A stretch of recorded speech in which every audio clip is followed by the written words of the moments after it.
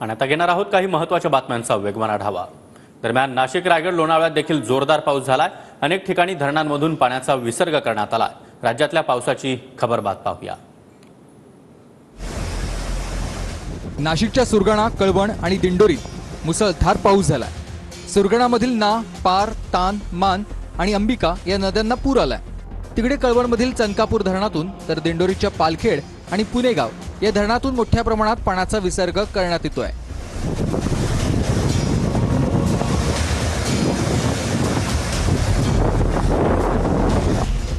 नाशिकच्या त्र्यंबकेश्वर परिसरातही तुफान पाऊस झालाय। मुसळधार पावसामुळे त्र्यंबकेश्वरमध्ये पाणी साचलं। कुशावर्त परिसरात असलेल्या बाजारपेठेत रस्त्यावर गुडघाभर पाणी भरलं। पावसामुळे इगतपुरीमधील धरणांच्या पाणीसाठ्यात वाढ झाली आहे।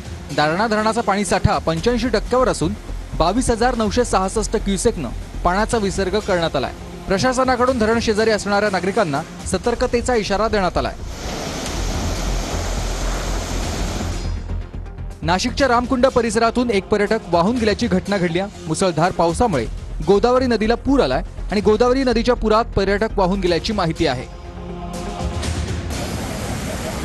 लोणावळ्याच्या कार्ला गडावर पावसाच्या पाण्यानं हाहाकार पाहायला मिळाला। कार्ला गडाच्या पायरी मार्गावर कंबरेभर पाणी भरलं होतं। एकविरा देवीच्या दर्शनाला आलेल्या भाविकांना पाण्यातून वाट काढावी लागली होती।